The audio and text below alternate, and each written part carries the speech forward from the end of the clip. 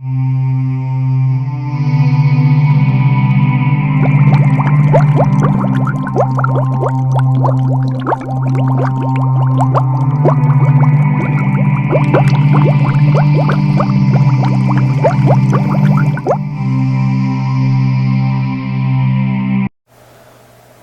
this is TJ from Aquarium Tip Tank at www.aquariumtiptank.com, and today I'm going to go over the process that I take in order to clean out my tank a little bit and perform a water change. First, before I do a water change, I like to clean out the tank a little bit. So what I'm going to do right now is I have a scraper, and this is a glass tank. So a razor type of scraper works perfectly fine. The glass tank doesn't scratch as easily as an acrylic tank. And so I have that on the end of this tool here. And so what I'll do is I'll just take that and I will start sort of scraping the algae and things that collect on the walls of the aquarium off of the aquarium.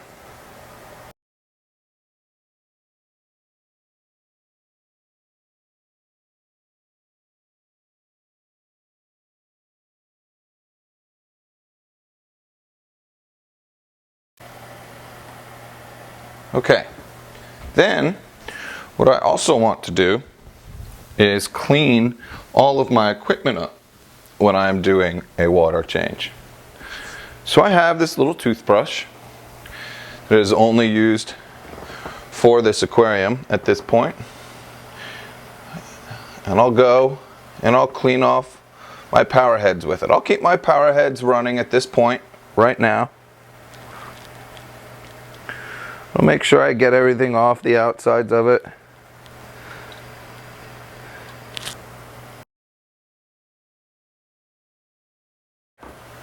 So now it's actually time to go ahead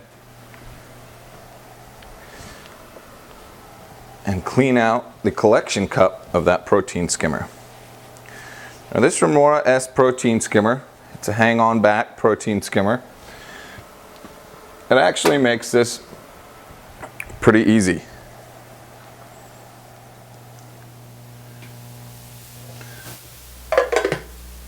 I'm already done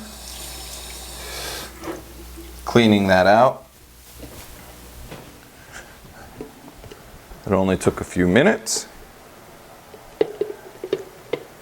And all I have to do is place that collection cup right back onto the protein skimmer, and we're ready to go. Okay, so as you can see here, I have everything turned off. The protein skimmer's turned off, the power head is turned off, the heater is turned off. I leave my lights turned on so that I can see a little bit better. And I have cleaned everything off the glass walls of the aquarium, and it is time to go ahead and take out some of the water. I also have my salt water ready to go right here in front of me. I have hooked up the Aqueon Water Changer to the sink, and I have put it in a position in the tank so that hopefully I won't get any of the little critters that I have in there sucked up in it when I start the suction for the water change. And it is time to just turn it on. And it looks like water is flowing through the tubes and out into the sink.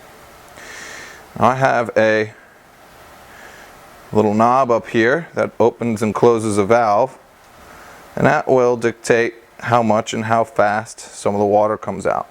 And while I do this, I like to kind of go around and just use a little on the bottom of the tank to get some of the stuff up off the bottom of the tank.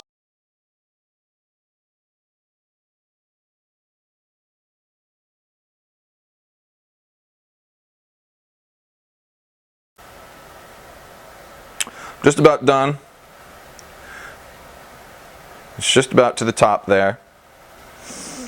So now I'm going to just go ahead and lift this out.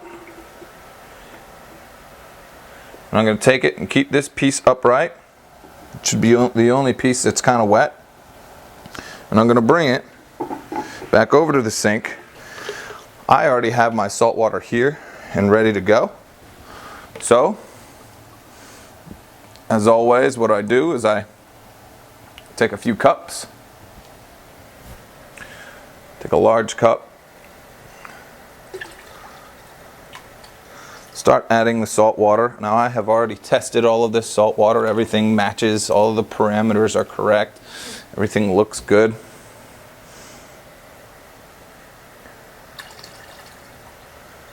And I'll start adding the new salt water right back into the aquarium.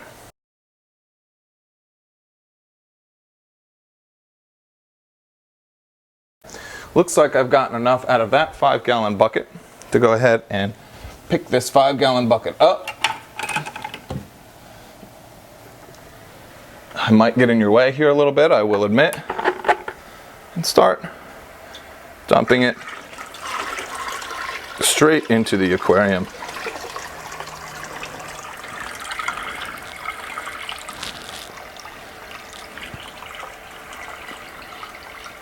You might want to do it a little slower than I did that in order to get a little less of the sand kicked up. It will eventually settle back down though. And so, now the water level is up high enough that I can actually plug a few things back in, turn a few things back on, such as the power head, the water heater,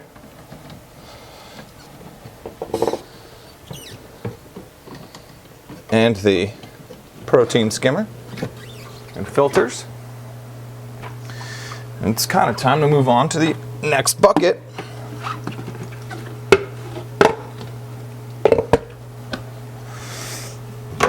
Water level is pretty high at the moment, but that's because I only took out about 6 gallons.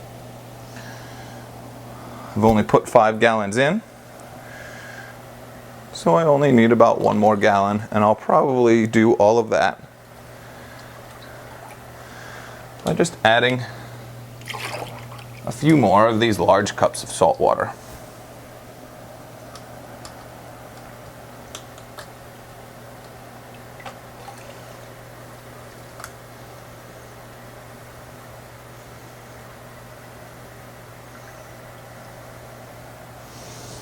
But that is a water change. And that's how it's done, and not too difficult. This is TJ from Aquarium Tip Tank. Go ahead and check out www.aquariumtiptank.com. Enjoy!